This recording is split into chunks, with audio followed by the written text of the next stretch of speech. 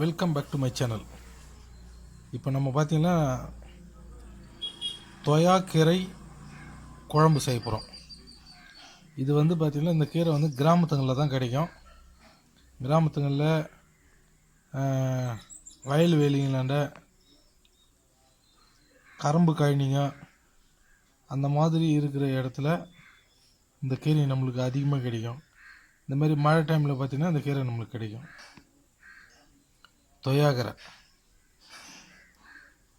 இந்த கீரையில் தான் நம்ம வந்து குழம்பு செய்ய போகிறோம். இதுவும் நல்ல சத்துள்ள கீரை, நல்லா டேஸ்ட்டாக இருக்கும் கீரை குழம்பு. நீங்களும் இந்த கீரையை பார்த்தீங்கன்னா நீங்களும் இந்த கீரையை கிள்ளி நீங்களும் குழம்பு செஞ்சு சாப்பிடுங்க, ரொம்ப சுவையாக இருக்கும்.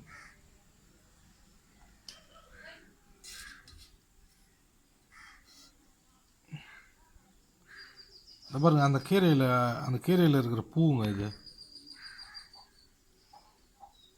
எப்படி இது பாருங்க, பூ.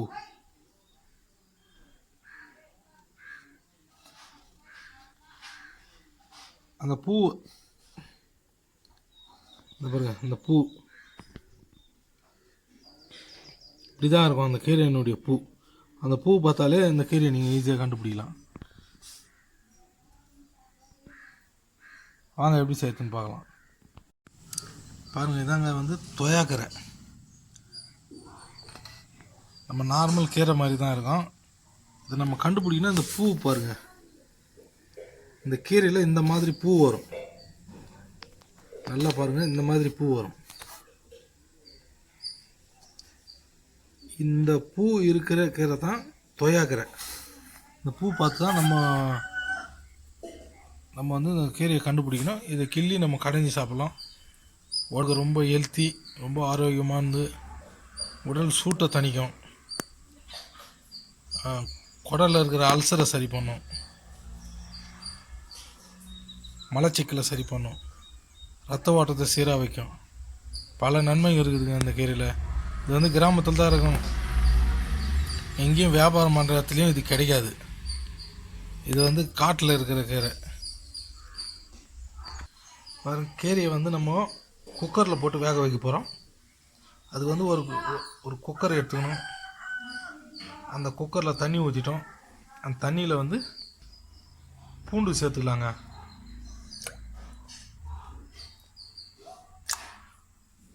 பூண்டு ஒரு 10 பல் பூண்டு சேர்த்துக்கலாம். அதிலே வந்து ஒரு 5 பச்சை மிளகாய் சேர்த்துக்கலாம்.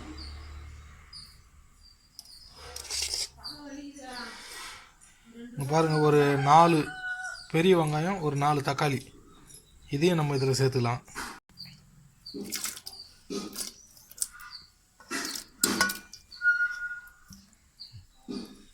எல்லாத்தையும் சேர்த்துங்க. இதில் வந்து கொஞ்சம் சீரகம் சேர்த்துக்கலாம்.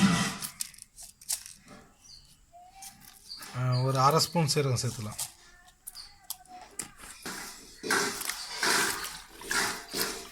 தொயாக்கீரை நல்லா தண்ணியில் போட்டு நல்லா அழிக்கணும்,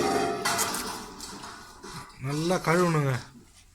நல்லா மண் இருக்கும் அதில், அதனால் நல்லா சுத்தமாக ஒரு அணை கூட தண்ணியில் வந்து நல்லா சுத்தமாக கழுவணும். அந்த மண்ணெல்லாம் அடியில் நின்றுடும். ஏன்னா காட்டில் இருக்கிற கரையெல்லாம் இது அடியில் நின்று பிறகு அதை நல்லா கழுவி அதுக்கப்புறமா நம்ம வந்து அதை குக்கரில் சேர்த்துக்கலாம். பாருங்கள், கீரை போட்டு நம்ம வந்து குக்கர் மூடி போட்டு நம்ம நல்லா வேக வச்சுக்கலாம். குக்கரில் நம்ம அடுப்பு பற்ற வச்சுட்டு குக்கரில் மூடி போட்டு நம்ம ஒரு 6 விசில் விட்டு நல்லா கீரையை வேக வச்சுக்கலாம். கீரை நல்லா வெந்த பிறகு அப்புறமா நம்ம மூடி திறந்து பார்க்கலாம் எப்படி இருக்குதுன்னு.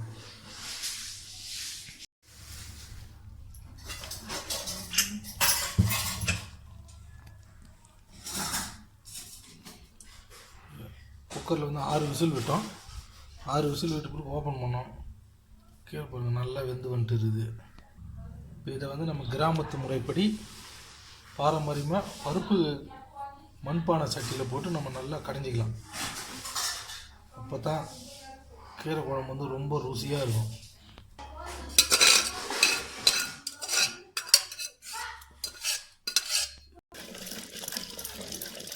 மண்பானை சட்டி பாரம்பரிய கிராமத்து மண்பானை சட்டி. மண்பானை சட்டியில் வந்து கொய்யாக்கறியை வந்து நம்ம நல்லா கரைஞ்சிக்கலாம். இப்படி கரைஞ்சி சாப்பிட்டாதாங்க அந்த கிராமத்து சுவை மாறாமல் அப்படியே இருக்கும்.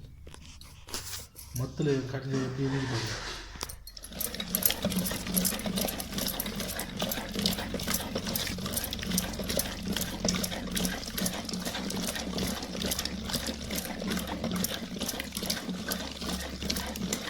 கிராமத்து பாரம்பரியத்தை மறந்துட்டோம், சுவையும் நம்ம மறந்துட்டோம். நம்ம வந்து மறுபடியும் கிராமத்து பாரம்பரியத்தை மீட்டெடுக்கணும் தான் மண்பானை சட்டியில் கரைஞ்சி வீடு ஏற்றணும். பாருங்க, அழகாக கரைஞ்சாச்சு. ரொம்ப மையாக கரைஞ்சிட்டா மிக்சியில் அடிச்ச மாதிரி பேஸ்ட் மாதிரி இருக்கும், குழம்பு டேஸ்ட் வருது. கொஞ்சம் திப்பியாக இருந்தால் தான் குழம்பு நமக்கு டேஸ்ட்டாக இருக்கும். தொயாக்கரை நல்லா கஞ்சாச்சு. கீரை கஞ்சிட்டோம். அதுக்கப்புறம் வந்து அடுப்பு பற்ற வச்சு ஒரு தாளிப்பு குண்டா ஒன்று வச்சுக்கலாம். ஒரு எலுமிச்சம்பழம் சைஸு புளிங்க, அதை வந்து கொஞ்சமாக சுடு தண்ணி ஊற்றி ஒரு 1/2 hour ஊற வச்சுக்கிறோம். ஊற வச்ச புளியை நம்ம நல்லா கரைச்சிக்கலாம்.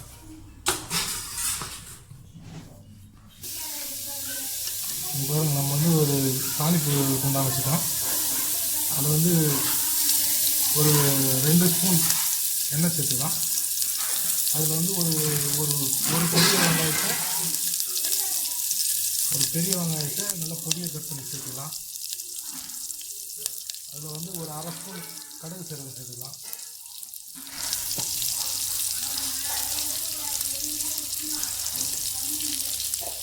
கடுகு 1/2 ஸ்பூன், சீரகம் 1/2 ஸ்பூன் சேர்த்துக்கலாம்.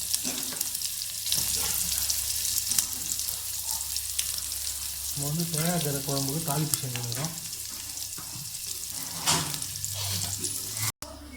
கீரை நம்ம கடைஞ்சி வச்சுக்கிற கீரையில் நம்ம சுவைக்கு ஏற்ற அளவுக்கு நம்ம உப்பு சேர்த்துக்கலாம்.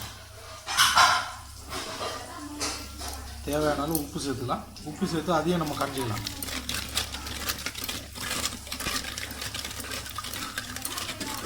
இங்கே நம்ம ஊற வச்ச ஒரு எலுமிச்சம்பழம் சைஸ் புளியை வந்து நல்லா கரைச்சி அந்த கடைஞ்ச கொய்யாக்கரை கீரையில் நம்ம வந்து சேர்த்துக்கலாம். புளி கரைசல் சேர்த்துட்டோம்.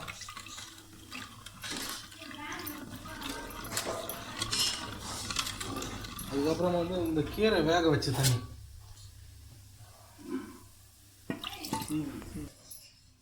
இந்த தாளிப்பில் வந்து நம்ம கீரை வேக வச்ச தண்ணியை வந்து தாளிப்பில் சேர்த்துட்டோம். சேர்த்து அதை எடுத்து நம்ம கீரையில் சேர்த்துக்கலாம்.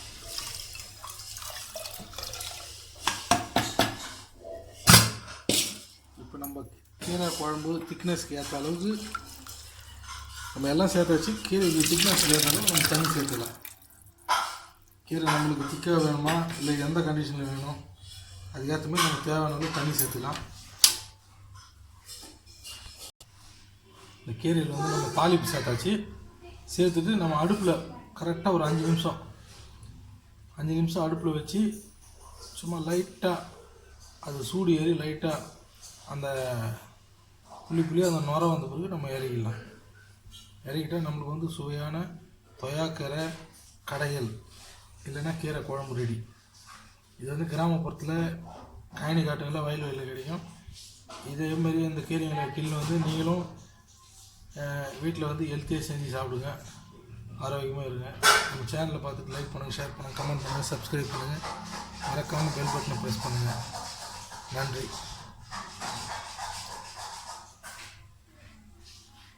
கொய்யாக்கரை கடையில் ரெடி.